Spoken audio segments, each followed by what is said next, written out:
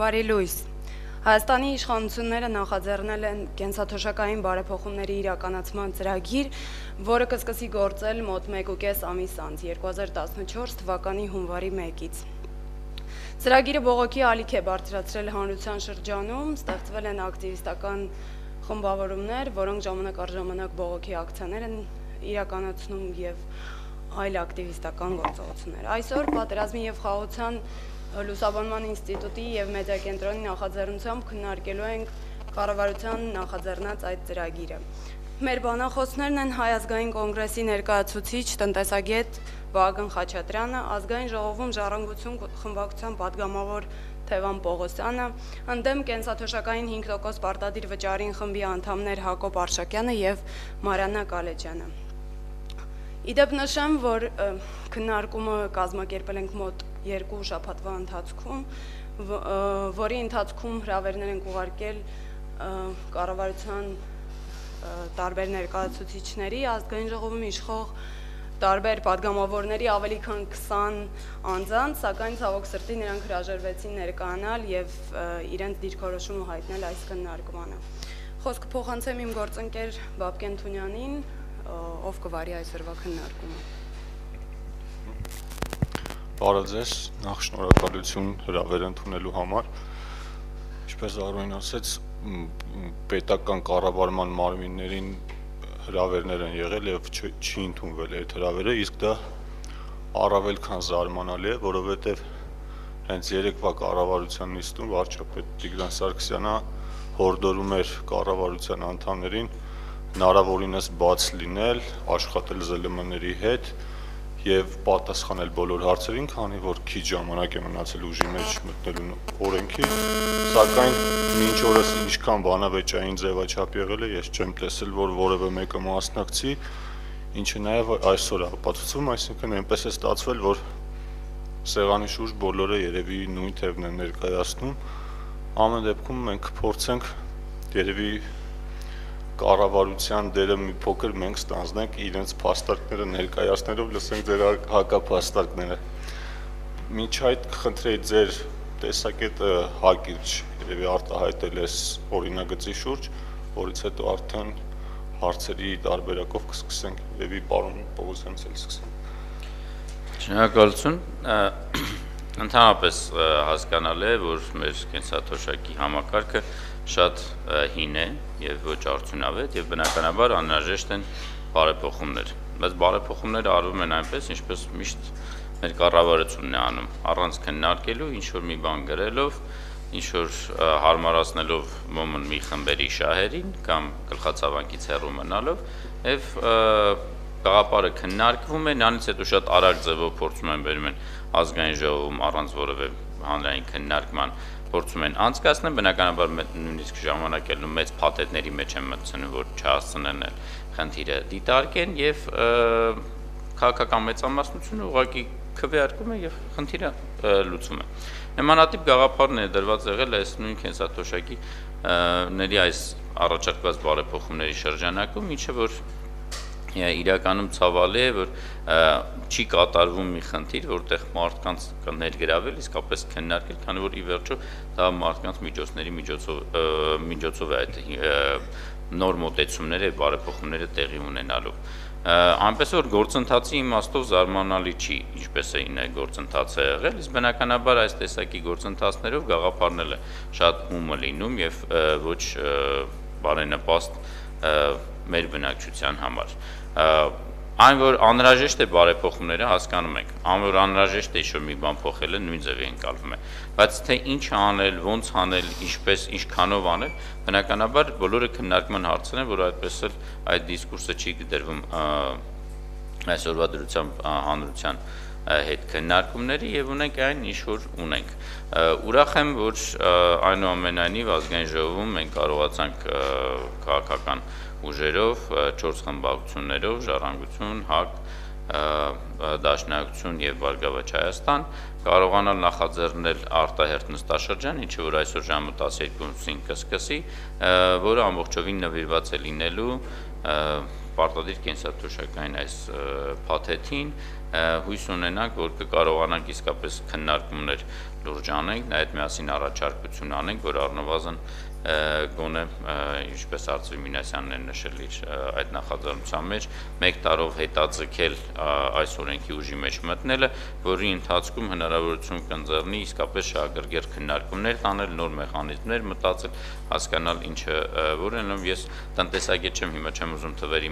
միջոցով խոսենք, կլինի 5%, կլինի 1%, այս սա չի կարևորն ալնելու, որ բոլորին ներգրավենք եւ բնականաբար եւ փորձագետները եւ մասնագետները եւ դրա հետ միասին հանրությունը կմասնակցի եւ կորոշի թե որ մեխանիզմն է, որ իրեն ավելի ընդունելի է, որը մեխանիզմ է, որը վստահություն է ներշնչում, որ մեխանիզմ է, որ իրենց համար իսկապես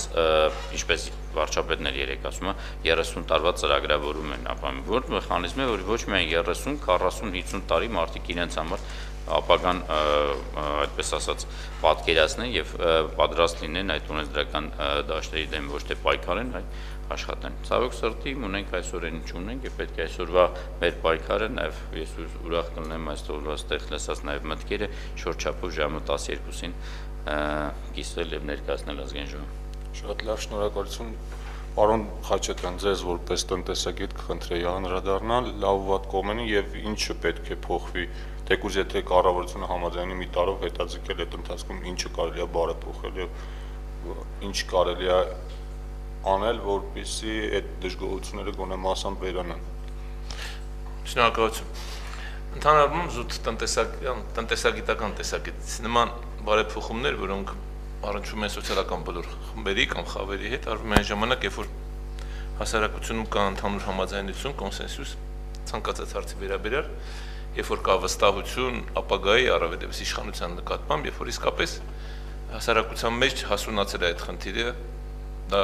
կատարվել է իշխանության կողմից, դա կատարվել է քաղաքացիների կողմից, այսինքն հարցը ներկայացվել է, որ այսպիսի խնդրեմ կա եւ մյուս կողմից ներկայացվողը իր արգումենտներն է տվել եւ այն մարդիկ, ովքեր որ պիտի մասնակից դառնան, դրանք էլ իրենց եւ դրանից հետո համաձայնության են եկել։ Բայց մեր մոտ 2008 թվականից սկսած ծայրահեղ լարված այդ քաղաքական իրադարձություններից հետո մինչ այսօր որևէ համաձայնություն չկա հասարակության մեջ։ Եվ եթե ուշադրություն դարձնեք, այս համակարգին անցումը ներկայացվել է հանրությանը 5 տարի առաջ։ Եվ պատահական չէ, որ այսօր է ավելի ակտիվ հատկապես քաղաքացիական, այսպես ասեմ, սեկտորի կողմից ընդվզումը, որովհետև որ կարծես այն հանգիստ ժամանակաշրջան է, երբ որ ակտիվ քաղաքական գործընթացներ չկան, եսի նկատի ունեմ ընտրություններ, եւ հիմա հնարավորություն են ստացել մեր քաղաքացիներ, այն մարդիկ, ովքեր մասնակից են դառնալու հատկապես 74 թվականից ծնվածների հետո ծնվածները, բայց խնդիրը պետք է հասկանանք, որ բոլորինս է։ Այդ մարդիկ հնարավորություն են ստացել հասկանալու, թե ինչ է նշանակում այս կուտակային համակարգը։ Եվ այս պայմաններում շատ բնական է, որ այսպիսի արձագանք պետք է լիներ։ Կարող են ասել ուշացած է, բայց ես գտնում եմ, որ ուշացած չէ, որովհետև շանս կա դերևս եւ համակարգը փրկելու, որտեղ ինքը համակարգի մեջ դրականն շատ կա, ասեմ, եւ երկրորդը իհարկե հակառակ կողմից էլ այն մարդկանց դժգոհությունը բավարարել, ովքեր այս համակարգից դժելու են, որովհետև չի կարելի մեկի հաշվին մյուսին լավություն անելու տարբերակը կիրառել, առավելևս երբ որ դուք շուկայական տնտեսություն եք կիրառում։ Բայց քանի որ մենք գործ ունենք այսօրվա Հայաստանի իշխանության հետ, որը ցանկացած լավ գաղափար կարողանում է հաջողությամբ տապալել, մենք ունենք այս իրավիճակը։ Եվ ասեմ ձեզ, այստեղ ամենակարևորը մեզ համար անընդունելի, դա այն է, որ կամավորության սկզբունքը հաշվի չի առնում։ Կիրառվում է պարտադիր սկզբունքը եւ պարտադիր սկզբունքից բացի շատ նաեւ հետաքրքիր մոտեցում կա, որ պետությունը ճիշտ է ինչ-որ մասնակցում է այս գործընթացին, բայց մի որոշակի գումարից հետո 500,000 դրամից հետո գիտեք արդեն շեմը, դրանից հետո ինքը արդեն իր մասնակցությունը պակասեցնում է եւ մասնակցության մյուս կողմին ավելացնում է։ Այսինքն պետությունը իր բեռի մեծ մասը նախատեսում է մյուս կողմի վրա, ով պետք է մասնակից դառնա կուտակայինին եւ ասում է գիտեք ինչ կա, ուրիշ հնարավորություններ չունեմ։ Թեկուզ երեք Դեմոն Զուրաբյանն նշեց իր ելույթում, մենք շատ առիթներ ենք ունեցել խոսել, որ հնարավորություն կա միայն մի դեպքում, երբ որ դուք կարողանաք պետություն կամ իշխանություն ստվերայնությունը փոքրացնել կամ բյուջեի եկամուտներն ավելացնել, մոտ 2.5 միլիարդ դոլարի մասին է խոսքը։ Իսկ եթե այստեղ հաշվարկներն եք նայում, տարեկան 40 միլիարդ դրամի մասին է խոսքը եւ այս ֆոնդի ձևավորման։ Հիմա պատկերացրեք 2.5 միլիարդ, 40 միլիարդ դոլար այնտեղ կներեք, այսինքն այստեղ 40 միլիարդ 100 միլիոն դոլար 2.5 միլիարդ դոլար եւ 100 միլիոն դոլար, որի գոնե 50%-ը եթե պետությունը կարողանար այլ ձևերով մասնակցություն ունենար, այդ դեպքում բեռը ոչ թե կներ 5%, կարող էր ներ 2-2.5%, որի մասին ես ուզում եմ ասել, ուղղակի ես առաջ եմ մտնում ասելով այն հարցերը, որի մասին կարող են այսօր քննարկել ազգային ժողովի պատգամավորները, այն հարցադրումներն են, որոնք կարող են բարձրացնել իշխանության առաջ։ Իմ անհանգստությունը, ավարտեմ, նրանում է, որ այսօր հասարակությունը պատրաստ չի դրան, առավելևս այսպիսի լարված տնտեսական մթնոլորտում, ես նկատի ունեմ եւ ավտոբուսի գների թանկացում, եւ այս կարմիր գծեր, եւ եթե հաշվենք վերջին 3 տարվա ընթացքում նաեւ թե ինչ բեռը ավելացել բիզնեսի վրա, ի վերջո սա էլի բիզնեսի վրա է ավելանում։ Ի վերջո սա արդյունքում էլի տեղի ունենալու թանկացումներ։ Պետք է կարողանալ այս ամեն ինչ առանձնացնել, բայց նորից եմ կրկնում, մեր իշխանության վիճակը այնպեսին է, որ ինքը այն խեղդվողի տարբերակով ձեռքը գցում է փրփուրներից, որպեսզի կարողանա դուրս գա, որպեսզի կարողանա այս ծանր վիճակից դուրս գալ։ Շատ լավ, շնորհակալություն պարոն Խաչատրյան եւ խնդրեմ մեր ակտիվիստներն էլ, որոնք երևի ներկայացնում են IT ոլորտն եք ներկայացնում, թե ընդհանուր Ես ինժեներ եմ, բայց իրականում այն խումբը, որին ներկայացնում եք, այնտեղ բազմաթիվ բազմաշերտ է եւ բոլոր ոլորտների ներկայացուցիչներն էլ ներկա են, պես որ ես չեմ խոսի միայն IT ոլորտի մասին։ Ինչ վերաբերվում է կապարտադիր կենսաթոշակային համակարգին, ի սկզբանե պետք է ասել, որ մենք դեմ ենք այդ օրենքի պարտադիր բաղադրիչին, քանի որ այն սահմանափակում է մեր ունեցած առանց այդ էլ ոչ ազատ միջոցները, այսինքն այսօր դժվար է մատնանշել այնպիսի աշխատողների, հա, որոնք որ ունեն բավարար ազատ միջոցներ, որ մի հատ էլ ինչ-որ պահեն բանկերում կամ այլ ֆոնդերում։ Այսօր մարդիկ բանկերից թանկ փող վերցնելով, 24% դրույքով փողեր վերցնելով, մի կերպ իրենց գոյությունը քարշ են տալիս, կարելի ասել, եւ հիմա կառավարությունը նորից մի ծանր բեռ է ցանկանում ավելացնել այդ մարդկանց վրա, մատնանշելով թե ազատ միջոցներն է վերցնում, դրա ազատ միջոցներ չեմ կարծում, որ այսօր շուկայում առկա են։ Նախ եւ առաջ պետք է այդ ուսումնասիրությունը կատարել։ Եվ երկրորդ, եթե նույնիսկ ազատ միջոցները առկա են, այսօր 21-րդ դարն է, մարդիկ այդ միջոցները պահում են բանկերում եւ այսպես թե այնպես դա շրջանառության մեջ է դրվում Հայաստանի Հանրապետությունում։ Ինչ վերաբերում է օրինագծին, ակնհայտ է, որ այդ միջոցները, որոնք գանձվելու են աշխատողներից, դրանք հանվելու են երկրից, որը դեռ պետք է գնահատել դրա ռիսկերը։ Թե արդյոք տնտեսությունից այդքան փող փոկելով տնտեսությունը կարող է գոյատևել։ Եվ երկրորդ մասի հետ կապված պարոն Խաչատրյանը նշեց, որ արձագանքը ուշացած է, այո, բավականին ուշացած է, հաշվի առնելով, որ օրենքը անցած տարի ընդունվել եւ դրանից առաջ էլ ինչ-ինչ նախապատրաստական աշխատանքներ են գնացել, որի մասին հանրությունը բացարձակապես տեղյակ չի եղել։ Այսինքն դա նաեւ մեդիայի բաց թողումն է, որ բավարար Այո, միգուցե 12 թիվ։ Այո։ Ասում չի եղել մի օր, որ հանգիստ լինեք, որ Ճիշտ է։ Նաև կառավարությունը այսպիսի հախուռն ինչ-որ ձևակերպումներով օրինագծեր ու ռեֆորմներ պարտադրելով հանրությանը, ինչ-որ մարդկանց թեմաների հետևից է տանում, որ ուշադրությունը ուղղակի հնարավոր չի ամբողջ սպեկտրի վրա պահել, հաշվի առնելով այն հանգամանքը, որ մենք օրական 10-12 ժամ աշխատում ենք։ Այսինքն մենք էլ ենք աշխատում, մենք էլ պարապ չենք։ Շնորհակալություն։ Մի այսպիսի հարց, պարոն Պողոսյանը ամենասկզբում նշեց, որ կառավարությունը բերեց, այսպես ժողովրդի լեզվով ասած, ապալ-թափալ այդ օրենքը անցկացրեցին։ Մեր մոտ հենց պրակտիկա է ձևավորել, որ օրենքը ընդունվում է, նոր դրանից հետո սկսում են որոնք քննարկումներ օրինակ են դրել մասին, օրենքը այս օրենքը էլի կարելի է օրինակել։ Մեդիայի դերը ես համաձայն եմ, որ որոշ առումով կա, բայց կարծիքով ավելի շատ երևի հենց օրենսդիր մարմնի եւ ընդդիմության դա դերն է, որպեսզի նրանք հենց ընթացքում տեսնեն դրա վտանգները եւ ոչ անեն քննարկումներ կազմակերպեն, ինչն է պատճառը, պարոն Պողոսյան, որ այդ քննարկումները այսքան ուշացան։ Ամեն դեպքում ուշադրությունը չեղել բոլորին այնտեղ փորձալու մարդիկ են հենց հեշտ չի։ Ուշադրությունը չեղել կարելի է մենակ իրագործող առավոտից զբաղված երևի մարդուն, որ ուրիշ խնդիրներով զբաղված է։ Ընդհանրապես պետք է երևի մեկ անգամ կազմակերպենք նաև հանրային քննարկումներ այն գաղափարի վրա, թե ինչպիսին է օրենսդրական տեխնիկան կամ պրակտիկան, ոնց է ստացվում, կառավարությունը ուղարկում է օրենքի նախագիծը, գալիս է շատ կարճ ժամկետում, մտնում է հանձնաժողովներ միջև հասցնում են, քննարկում են, գալիս է միանգամից ինչ-որ, այդպես ասենք, ամբողջ ընդլայնված նիստի ժամանակ մի քանի հարցեր է տալիս, առաջարկ է գրում, դա շատ ամեն ինչը կատարում է շատ արագ տարբերակով եւ այդ ժամանակ նույնիսկ երբ որ ասում ենք ընդդիմադիր խումբն էլ այնքան փոքր է, որ ինչպես Խաչատրյանը ասաց, այս վերջի ամբողջ մի տարին ավելի շատ այնքան խնդիրներ կար, որ նաև այս բարեփոխումների տնտեսական շատ ժամանակ օրենքների մեջ նույնիսկ չես էլ հասցնում կարևորության խնդիրը դնես, որ մեկը պետք է լինի, թե չէ։ Հիմա գալիս է մի խնդիր, որտեղ դու ունենաս մի երևույթ, որտեղ պետք է բարեփոխումները այսօրվա դրությամբ, պետք է այս տեսակի ինչ-որ փոփոխության խնդիր լինի։ Այո, պետք է խնդիրներ լինեն, որտեղ այսօրվա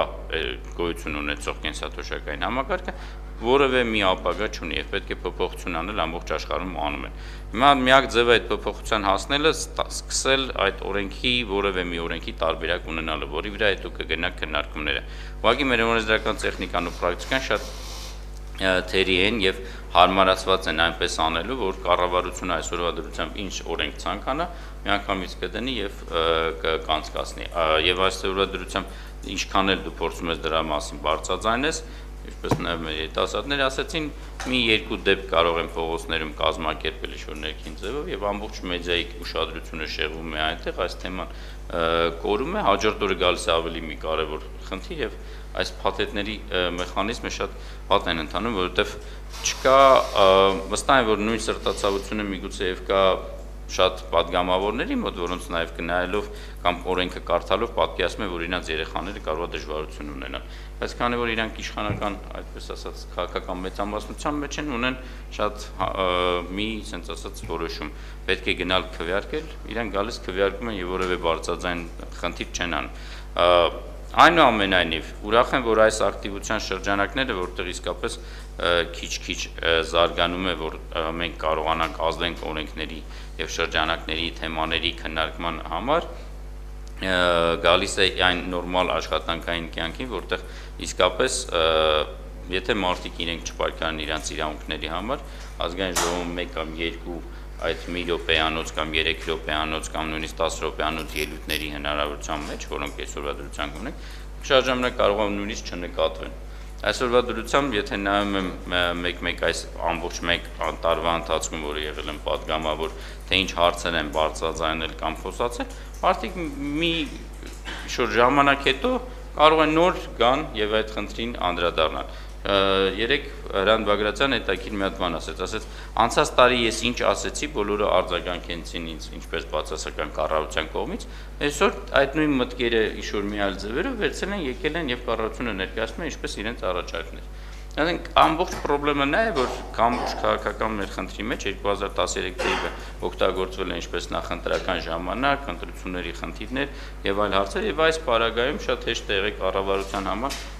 ոմն այսպես տեխնիկական իրենց պատկերացման օրենքները շատ արագ դնել եւ անցկացնել։ Հիմա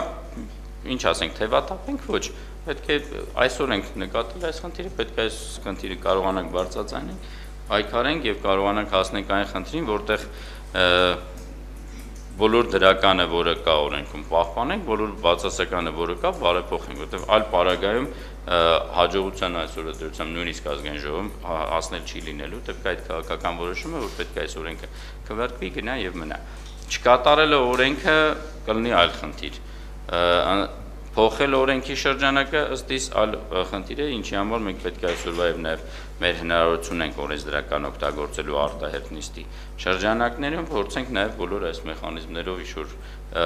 այն բացերը, վատ կետերը, խնդիրները, խնդիրները, որոնք կան, կարողանանք արձագանքենք եւ փոփոխենք իսկապես սարքենք մի օրենք, որը բոլորի կողմից ընկալվում է եւ ոչ թե այն խղճուկ սոցիալական մի հատ ռոլիկի վրա մարդկանց շատ ժամանակ սիրուն ձևով ներկայացնում են այդ էմոցիոնալ դաշտում, թե ինչ լավ բան է սպասվելու, բայց նույն ասեն հասարակ մի հատ խնդիր, հա, պատկերացնենք այսօրվա դրությամբ մի հիմնարկում աշխատում է մի երիտասարդին, որը հրյանում է եւ գնում է դեկրետ։ Այդ 3 տարվա ընթացքում գրված չէ, թե ինքը ինչպես է իրեն կուտակելու, ինքը ինչ է անելու, ինչ դառնալու է իրեն այլևս համակարգից անելու ենք, ու այսպես տեսակի 100 խնդիրներ կան, կամ գումարները դուրս են հանում, մի կողմից գնում են 700 միլիոնի ասենց ասած վարկ են կամ պարտք են բեռ են բարձրացնում մեր համար, մյուս կողմից այս տեսակի բարեփոխումների ամբողջ միտքը երկար փողեր ստեղծելն է, երկար փողեր, որոնք հենց մեր երկրում պետք է մնան, մեր երկրում մեր տնտեսական խնդիրներին անեն, այս գումարները ուղարկում ենք դուրս, հետո գնում ենք նորից վարկ կամ չգիտեմ, արժեթուղթ ենք արբանանում, տպագրում, վաճառում, որ կարողանանք գումարներ բերենք։ Այս բոլոր խնդիրների մասին մենք պետք է դնենք հիմա բաց քննարկենք, որ իսկապես կարողանանք հասկանանք, թե որն է դրականը եւ որն է բացասականը, որը պետք է փոխվի։ Շատ լավ, երեք հարց տալու հնարավորություն կա։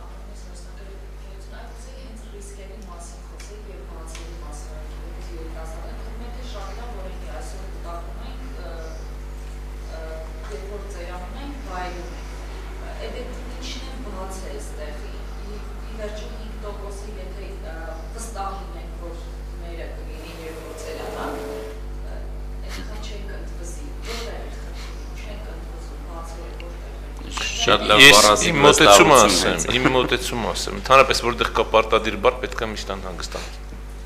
Սա իմ անձնական տնտեսագետի նաև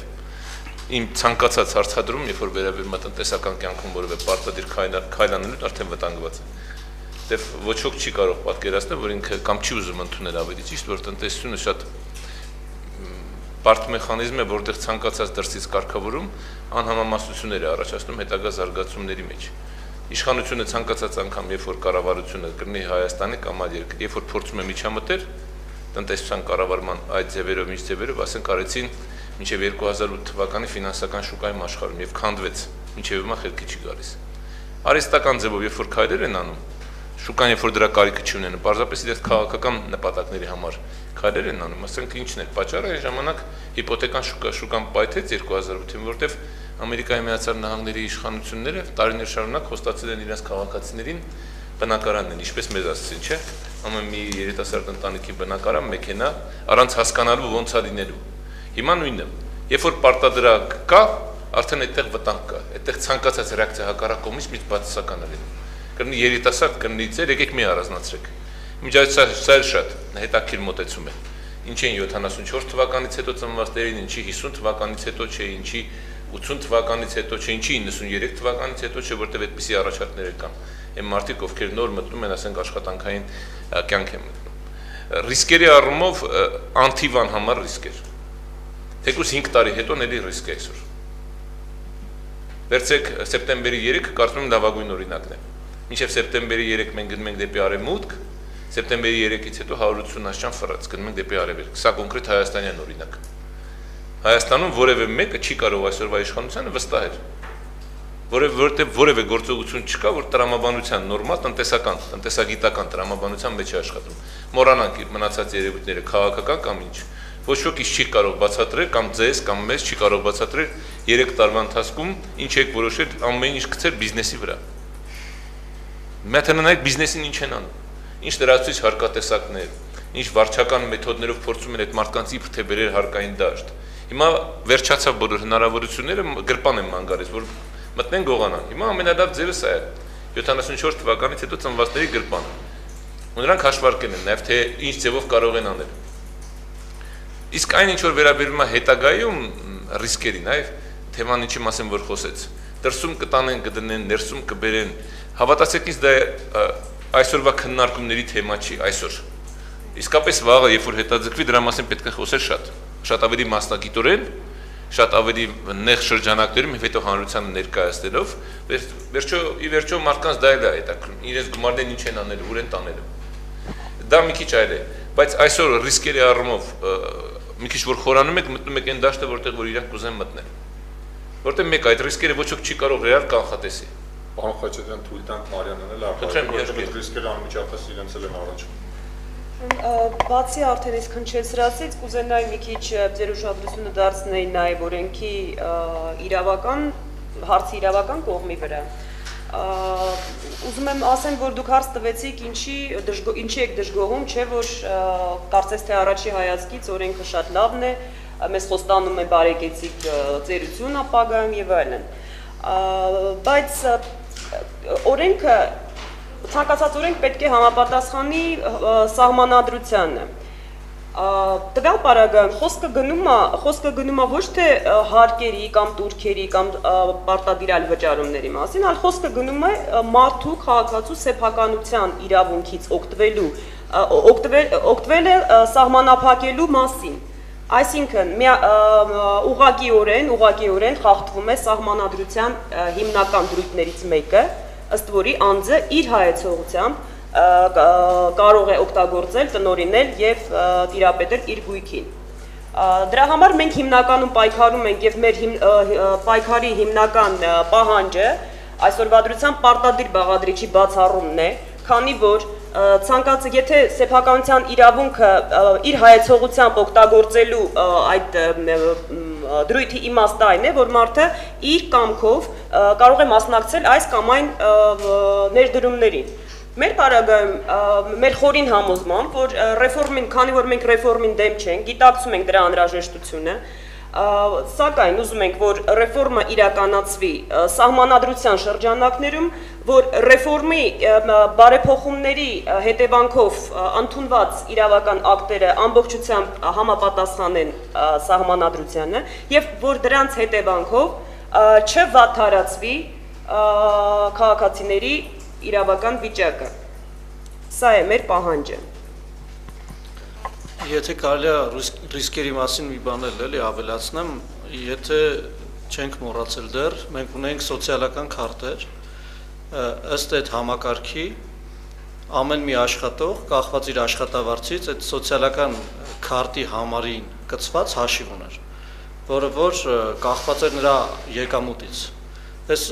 անցած տարի կարծեմ այդ համակարգը չեղյալ հայտարարվեց եւ այլևս եւ մենք այսօր չգիտենք թե այդ կուտակված փողերը որտեղ են գտնվում այդ կուտակված փողերը։ Նախ եւ առաջ պետք է այդ հարցերին պատասխանել։ Դրան գումարած մենք նաեւ 25 կետանոց հիմնախնդիրներ ենք դուրս բերել, կախված այս օրենքի հետ, որ այսօր տպվել է նաեւ Հայկական ժամանակ թերթում, կարող եք ծանոթանալ։ Այդտեղ սկսված սահմանադրության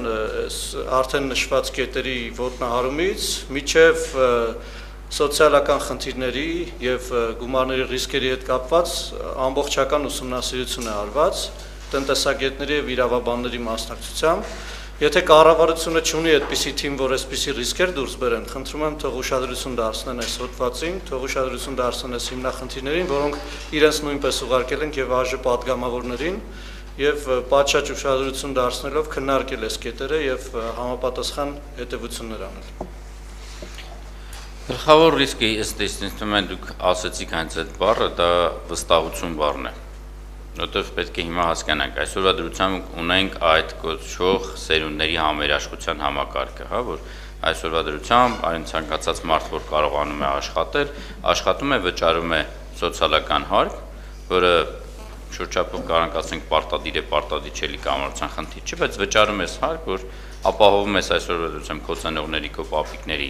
կենսաթոշակը, հույս ունենալու, որ հետո քո երեխաները նույն ձևի կաշխատեն, կվճարեն քո կենսաթոշակին։ Հիմա այստեղ գալիս է մի խնդիր, որտեղ մարդկանց առջև ասում են, մենք բացի այդ խնդրից, որտեղ ինչ-որ չափով պահպանվելու է, որտեղ Հայաստանում բոլորը չեն ծնվել միայն 74 թվական, այդ մի համակարգը կգնա, դրա հետ միասին նոր մեխանիզմ են առաջարկում 74 թվականից իսկապես կարելի է վիճել այդ տարիքային խնդիրների շրջանակները, որտեղ այդտեղ էլ կա երկու տարբերություն, հա, մարդիկ կան, որոնք եթե նույնիսկ վաղ օրենքը մտնի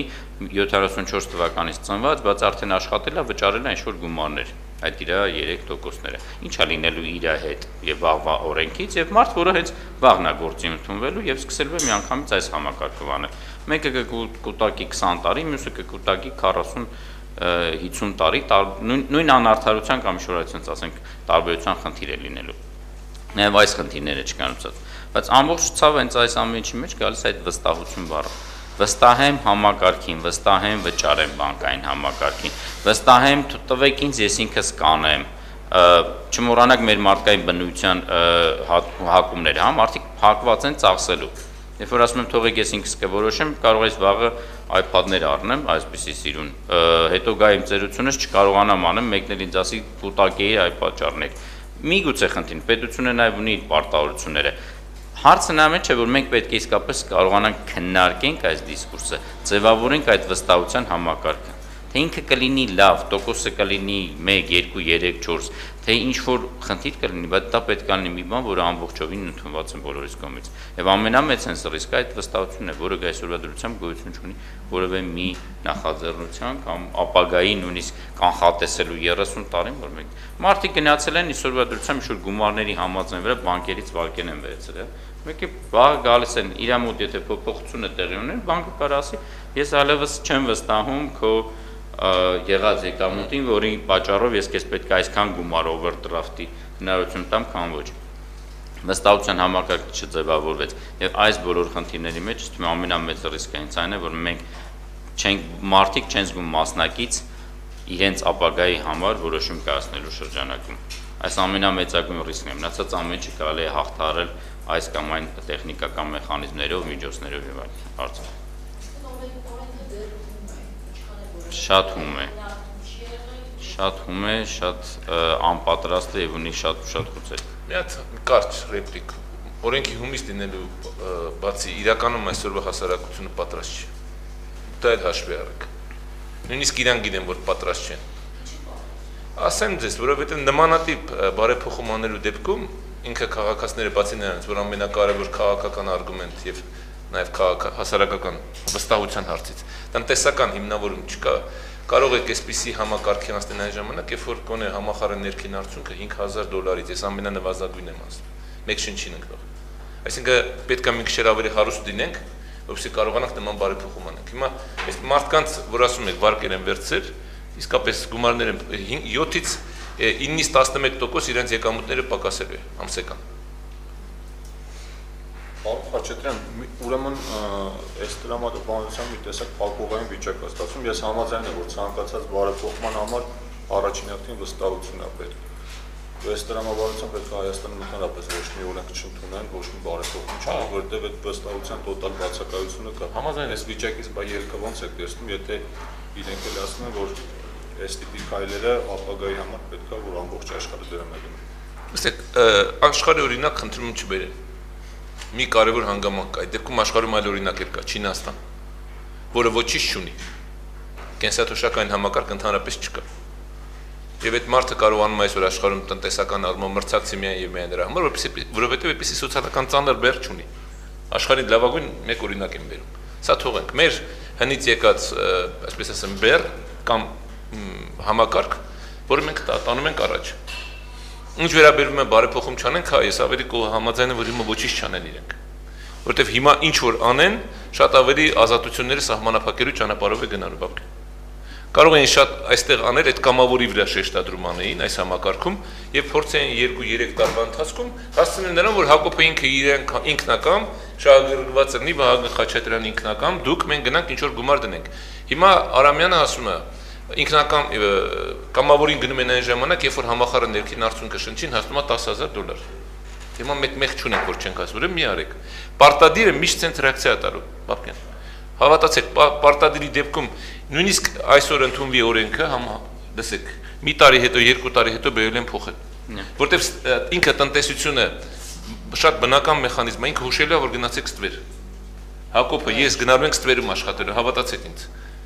Տնտեսությունը այդպեսին է, չի կարող մի բան, որ ցենց զորով բրթես ու ստացվի։ Ինքը հակառակը պատասխանը տալու է, սովետական միությունը ինչ էր։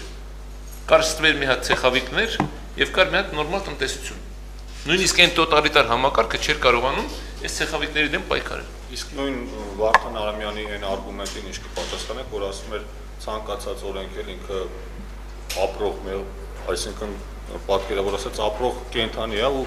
եթե ընդունվի մեկ տարվա ընթացքում մենք դրա մեջ շտկումներ կմտցնենք, որովհետև անհնար է իդեալական օրենք։ Թող վերցնենք, հասկացաք, ես շատ ուրախ եմ, որ մենք այսպեսի երկխոսություն ենք ունենում, միակողմանի չի, կներեք, որպես եմ ասում, որովհետև իշխանությունը շատ լավ նկատում եք, ոչ մի անգամ հանրային քննարկումների չի գնում։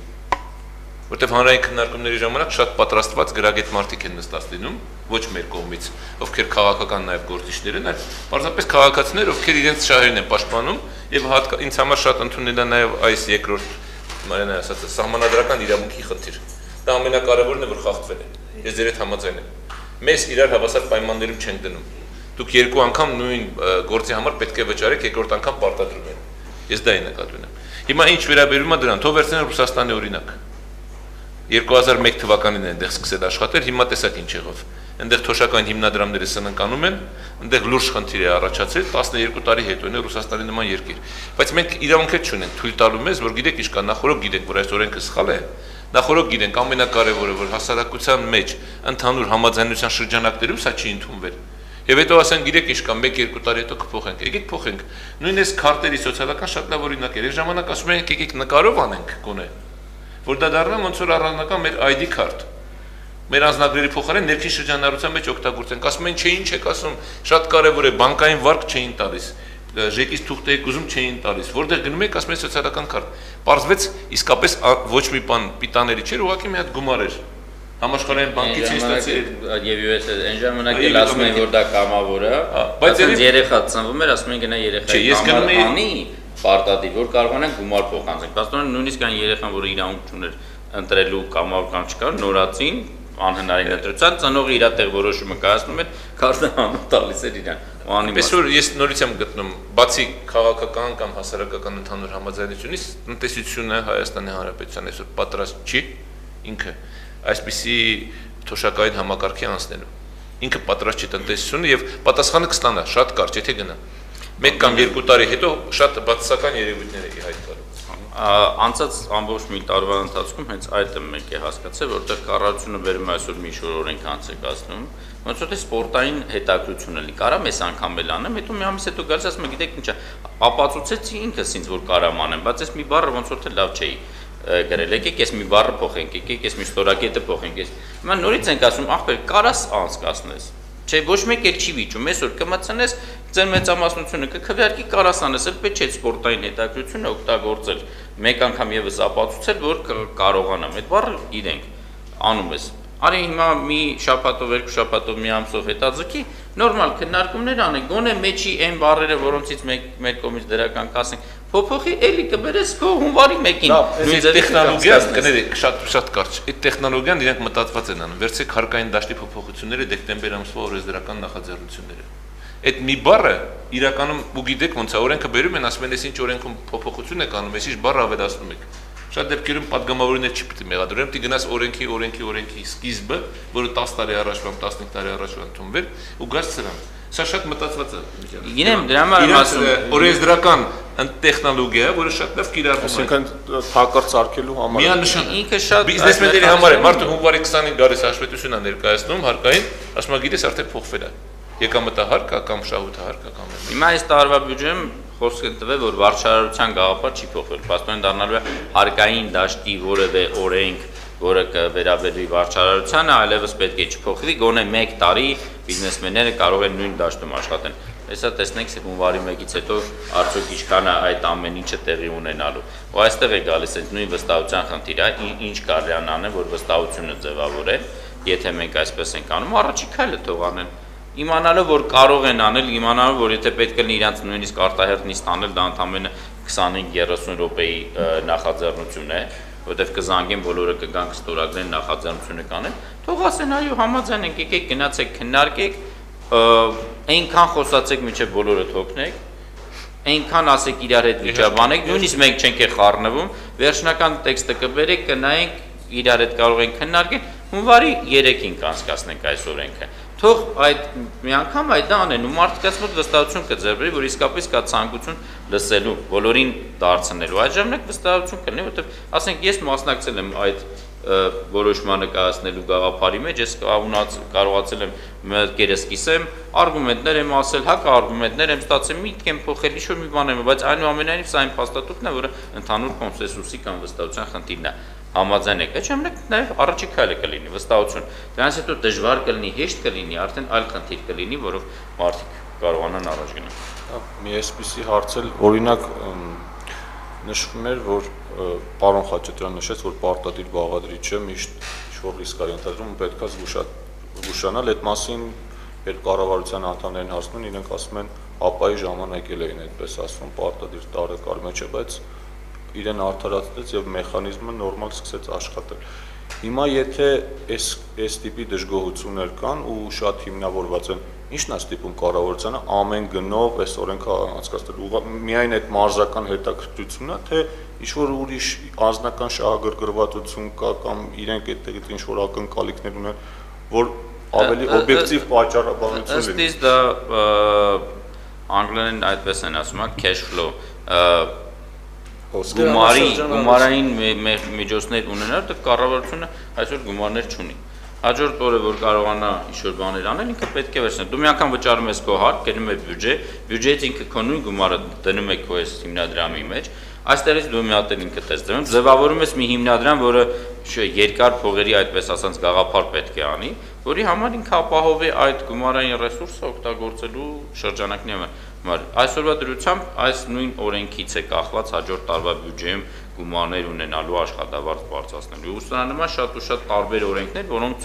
կախված են հենց այդ գումարներ հավաքելու, որ կարողանան հաջորդ տարվա եկամտային մասը ապահովեն։ Ամենացավալին, որ հաջորդ տարվա բյուջեի ամենառիսկայինը ծախսայինը, գիտեք ինչ է, կարող ենք վիճակենք, մի քիչ շատ եղավ, մի քիչ քիչ եղավ, միգուցե կլինեն միջազգային դոնորներ կօգնեն, բայց ամենադժվարն ու ամենաամշակը եկամտային մասն է, որը ամենամեծ կասկածն է ներշնչում, եւ ես կասկածում եմ, որ հաջորդ տարի կարողանալու են իրենք եկամտային մասը ապահովեն կառավարությունը։ Այս տեսակի բոլոր օրենքները միտված են դրան, որ փորձեն հաջորդ տարի դառնալ։ Մի վտանգ կա, կներեք, մի քիչ տնտեսական կամ տնտեսագիտական թեմաներով։ Մի վտանգ կա, գումարները այդ գումարները կարճ նպատակներով օգտագործելու համար, այսինքն միանգամից ձեր ասածը, եթե վերցնեն փորձեն բյուջեի ծակերը փակեն, այդպես նշանակում դեֆիցիտը փակեն, ամենավտանգավորն է ֆոնդերի հետագա գործունեության համար։ Ձեր հարցի պատասխանը ապայի հետ կապված։ Ապան շատ այսօր եղավ, ստանում ես վաղը։ Մարդկային հոգեբանություն է։ Նույնիսկ այս կուտակայինի մեջ մարդկանց թույլ չեն տալիս 10 տարի հետո, 15 տարի հետո դուրս գալ այդ համակարգից։ Սա շատ կարևոր արգումենտ է։ Մենք երբ որ Հայազգային կոնգրեսի ծրագիրն էին քննարկում, այդ 100 քայլը,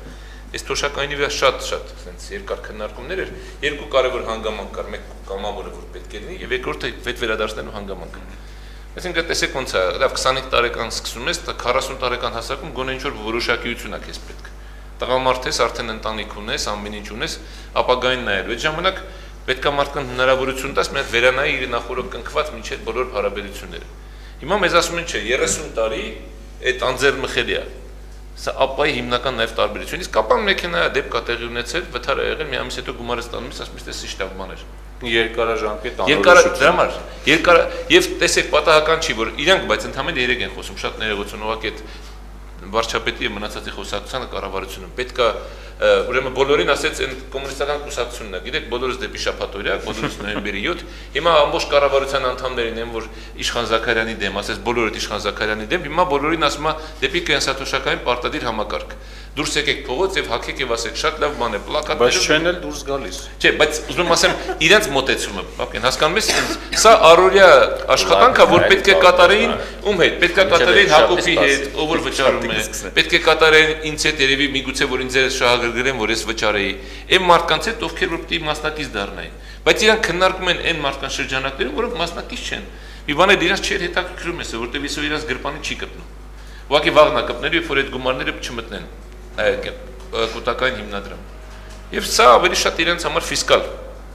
քաղաքական, ավելի շատ տնտեսական լծակ է, որ պետք է օգտագործեն բյուջեի նորից կրկնում են բյուջեի դեֆիցիտ փակեն կամ առօրյա ծախսերը հոգան, որը շատ վտանգավոր է, փորձը ցույց է տալիս, երբ որ այս հիմնադրամները այդ նպատակներով են օգտագործում, կարճ ժամանակ պարզապես նաև սննկանում։ Շատ երևի եթե հարցեր չկան, այսքանով եզրափակվենք, սպասենք այսօրվա արտահերթ քննարկումը ինչ արդյունք։ Հաջողություն բոլորիս մաղթենք, միգուցե մի տարի պլյուս ստանանք, ֆոր ստանանք, այսպես ասեմ, Շնորհակալություն։ Հիշեցնեմ, այսօր մեզ մոտ քննարկում էինք կենսաթոշակային բարեփոխումների իրականացման ծրագիրը։ Մեր բանախոսներն էին Հայ ազգային կոնգրեսի անդամ տնտեսագետ Վահագն Խաչատրյանը, Ազգային ժողովում Ժառանգություն խմբակցության պատգամավոր Թևան Պողոսյանը, ընդդեմ կենսաթոշակային 5% պարտադիր վճարին խմբի անդամներ Հակոբ Արշակյանը եւ Մարիաննա Քալեջյանը։ Շնորհակալություն։